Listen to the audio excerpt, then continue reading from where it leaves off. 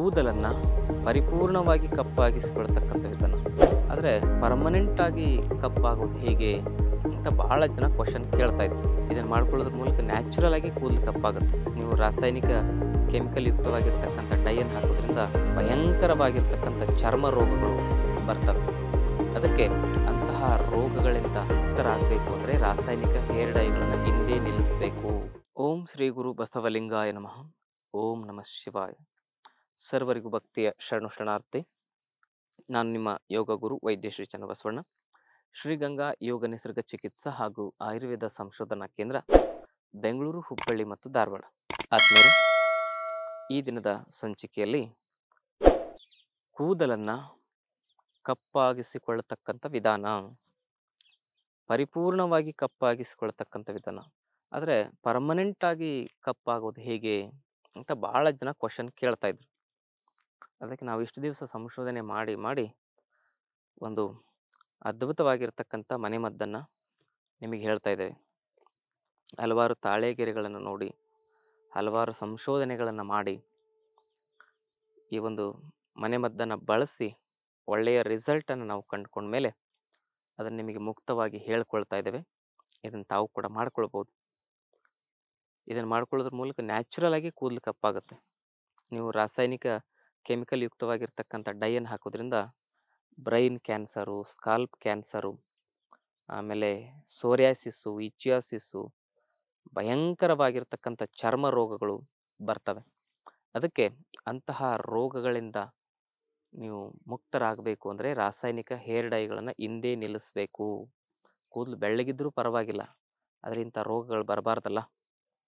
ಅದಕ್ಕೆ ಅದನ್ನು ನಿಲ್ಲಿಸಿ ನಾನು ಹೇಳ್ತೇನೆ, ಇದನ್ನು ಮಾಡಿಕೊಂಡ್ರೆ ಒಳಗಡೆಯಿಂದನೂ ನಿಮಗೆ ಕಪ್ಪಾಗಿರ್ತಕ್ಕಂಥ ಕೂದಲು ಬರೋಕ್ಕೆ ಸ್ಟಾರ್ಟ್ ಆಗ್ತವೆ. ಅಷ್ಟು ಅದ್ಭುತವಾಗಿರ್ತಕ್ಕಂಥ ಮನೆಮದ್ದಿದು. ಅದಕ್ಕೆ ಬಳಸಲಿಕ್ಕೆ ನೀವು ತುಂಬ ಸುಲಭ. 3 ಮನೆಮದ್ದುಗಳು ಬೇಕಾಗ್ತವೆ.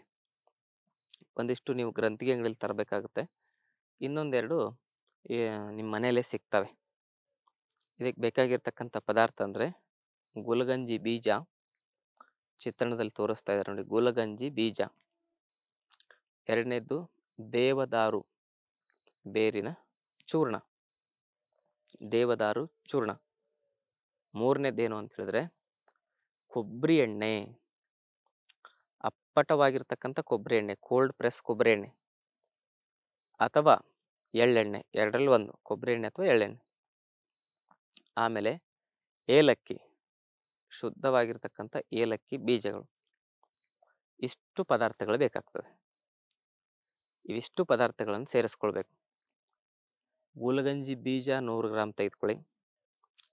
ಆಮೇಲೆ ಏಲಕ್ಕಿ ಬೀಜ ಪುಡಿಯನ್ನು 100 ಗ್ರಾಮ್ ತೆಗೆದುಕೊಳ್ಳಿ. ದೇವದಾರು ಚೂರ್ಣವನ್ನು 100 ಗ್ರಾಮ್ ತೆಗೆದುಕೊಳ್ಳಿ. ದೇವದಾರು ಚೂರ್ಣ, ಏಲಕ್ಕಿಯನ್ನು ಪುಡಿ ಮಾಡಬೇಕು 100 ಗ್ರಾಮು. ಹಾಗೆ ಗುಲಗಂಜಿನೂ ಕೂಡ ಚೆನ್ನಾಗಿ ಮಿಕ್ಸಿಗೆ ಹಾಕಿ ಅದನ್ನು ಕೂಡ ಪುಡಿ ಮಾಡಬೇಕು ನುಣ್ಣಗೆ. ಎಲ್ಲ 100 ಗ್ರಾಮ್ ಇರಲಿ. ಇದರ 4ರಷ್ಟು ಏನು ಮಾಡಬೇಕಂದ್ರೆ ಎಣ್ಣೆ ತೆಗೆದುಕೊಳ್ಬೇಕು. ಯಾವ ಎಣ್ಣೆ? ಕೊಬ್ಬರಿ ಎಣ್ಣೆ ಅಥವಾ ಎಳ್ಳೆಣ್ಣೆ. ಈ ಪೌಡ್ರನ್ನ ಎಣ್ಣೆಯಲ್ಲಿ ಹಾಕಿ ಚೆನ್ನಾಗಿ ಕುದಿಸ್ಬೇಕು. ಸಣ್ಣ ಒಲೆಯಲ್ಲಿ ಸಿಮ್ಮಲ್ಲಿಟ್ಟು ಕುದಿಸ್ಬೇಕು. ಅದನ್ನು ಪೂರ್ತಿ ನೀವು ಕಲಿಸ್ತಾ ಕುದಿಸ್ಬೇಕು. ಸುಮಾರು ಎಷ್ಟೊತ್ತು ಕುದಿಸ್ಬೇಕು ಅಂತ ಹೇಳಿದ್ರೆ, ಸರಿಸುಮಾರು ಒಂದು 3ರಿಂದ 4 ತಾಸು ಕುದಿಸ್ಬೇಕು. ಚೆನ್ನಾಗಿ ಸಣ್ಣ ಒಲೆಯಲ್ಲಿ ಕುದಿಸ್ಬೇಕು. ಮಿನಿಮಮ್ 3 ತಾಸು ಆದ್ರೆ ಕುದಿಸ್ಬೇಕು. ಅದು ಕುದ್ದು ಅದರ ಸತ್ವ ಎಲ್ಲದಲ್ಲಿ ಬಿಟ್ಕೊಳ್ಳುತ್ತೆ.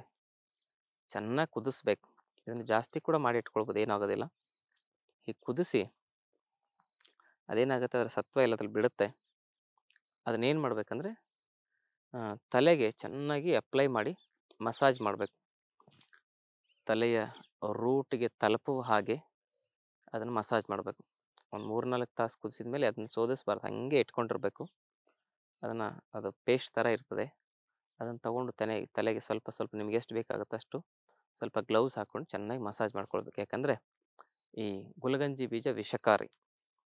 ಅದಕ್ಕೆ ಅದನ್ನ ಮುಟ್ಟಿದ ಮೇಲೆ ಬಾಯಿಗೆ ಕೈ ಇಟ್ಕೊಳ್ಳೋದಾಗಲಿ, ಹಾಗೆ ಅದು ಹೊಟ್ಟೆಯಲ್ಲಿ ಹೋಗೋದಾಗಲಿ ಸ್ವಲ್ಪ ಅಪಾಯಕಾರಿ ಇರ್ತದೆ. ಅದಕ್ಕೆ ಗ್ಲೌಸ್ ಹಾಕ್ಕೊಂಡು ಚೆನ್ನಾಗಿ ಮಸಾಜ್ ಮಾಡ್ಕೊಳ್ಬೇಕು. ಚೆನ್ನಾಗಿ ಮಸಾಜ್ ಮಾಡ್ಕೋಬೇಕು. ಕೂದಲಿಗೆಲ್ಲ ಅಪ್ಲೈ ಮಾಡ್ಕೋಬೇಕು.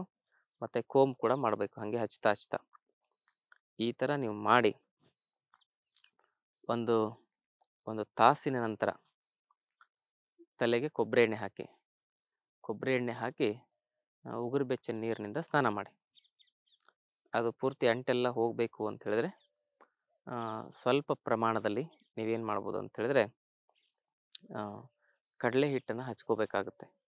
ಕಡಲೆ ಹಿಟ್ಟನ್ನು ಹಚ್ಕೊಂಡು ಅಥವಾ ಹಾಗೇ ತಲೆ ತೊಳ್ಕೊಬೇಕಾಗುತ್ತೆ. ಅಂಟ್ವಾಳಕಾಯಿ ಕೂಡ ಬಳಸ್ಬೋದು. ಅಂಟ್ವಾಳಕಾಯಿಯ ನೊರೆ ಇದನ್ನು ಬಳಸಿ ತಲೆ ತೊಳ್ಕೊಬೋದು.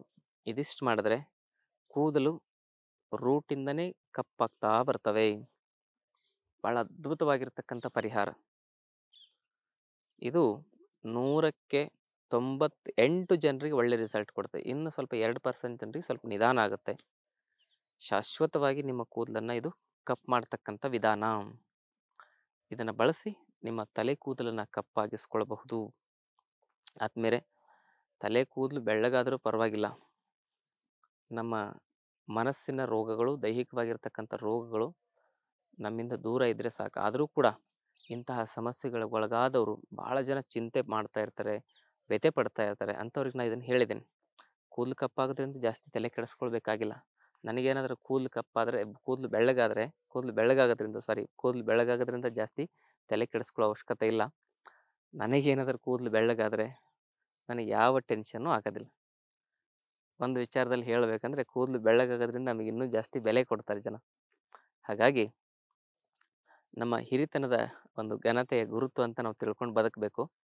ಆದರೂ ಕೂಡ ತಮಗೆ ಆಸೆ ಇರುತ್ತೆ. ಕೆಲವು ಜನ ಎಷ್ಟೇ ವಯಸ್ಸಾದರೂ ಕೂದಲು ಕಪ್ಪಾಗಿರ್ಬೇಕಂತ ಆಸೆ ಇರುತ್ತೆ. ಅಂಥವ್ರಿಗೆ ಮನೆಮದ್ದನ್ನು ಹೇಳಿದ್ದೇನೆ, ತಾವು ಬಳಸ್ಕೊಳ್ಳಿ. ಮಾನಸಿಕವಾಗಿರ್ತಕ್ಕಂಥ ಒಂದು ಶಾಂತಿ, ನೆಮ್ಮದಿ ಬಹಳ ಮುಖ್ಯ ಆಗುತ್ತೆ.